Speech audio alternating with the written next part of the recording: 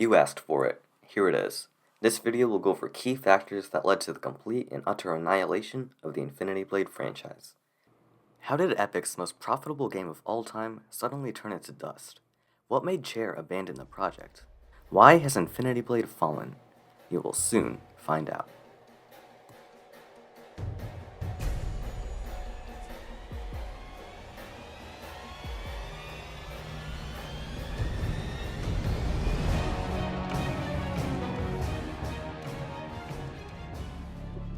The first factor is demonstration.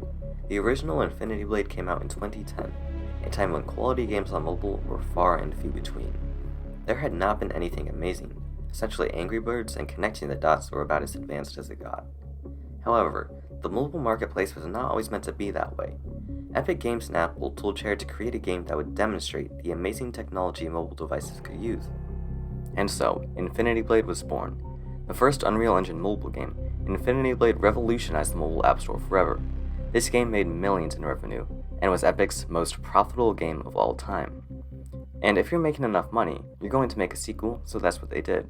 Infinity Blade 2 came out and was showcased again in the keynote, demonstrating the beauty of Unreal Engine. Infinity Blade had a clear purpose: demonstration.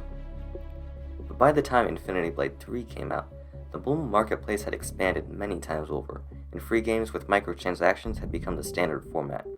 The demonstrational factor of the original Infinity Blade was no longer needed, and Infinity Blade 3 is shown to have other issues that we will soon discuss. To summarize this first factor, Infinity Blade had lost its purpose. Epic created it for a reason, and that reason was becoming less and less necessary over time.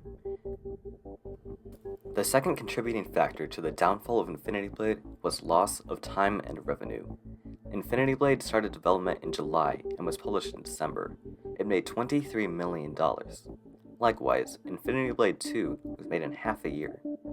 However, the final installment of the trilogy, Infinity Blade 3, was made in over a year. The amount of time spent on the project was becoming far more time-consuming and likely expensive. Additionally, while no exact figures were reported, we can tell by its total player count that Infinity Blade 3 sold literally half as well as its predecessors.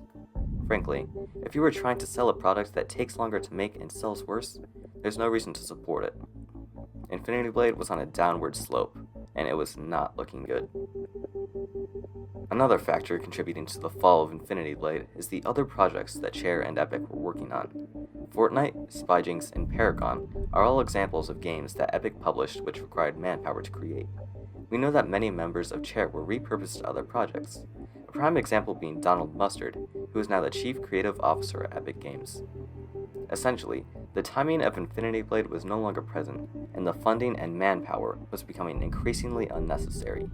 I believe that these factors are why Infinity Blade stopped receiving major updates after Kingdom Come in 2014. Now we come to the time where Infinity Blade was taken off the App Store in December of 2018. This was a massive step back for the community, and effectively shut off all possible growth.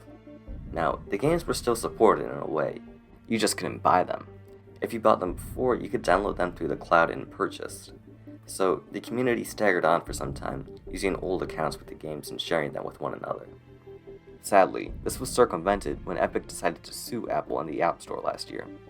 Now, I'm not going to get into the finer details of the lawsuit, as that is irrelevant to Infinity Blade itself. So, when Epic sued Apple, Apple removed Epic's developer account from the App Store, destroying their iOS presence. For Infinity Blade, this meant that we could not download the games from the App Store in any way, shape, or form. This was awful. The trilogy had fallen to depths of near-complete obscurity. I would call this the final nail in the coffin. Epic completely and utterly did itself and its mobile presence when this lawsuit came out. So I believe, ultimately, that the true downfall of Infinity Blade was its publisher. Chair moved on, yes, but games were still alive and supported even after the update stopped. Epic Games is what really screwed Infinity Blade. These greedy bastards not only took Infinity Blade down from the store, but their actions were what completely removed it from iOS as a whole. Now the only way to get this game is through sideloading.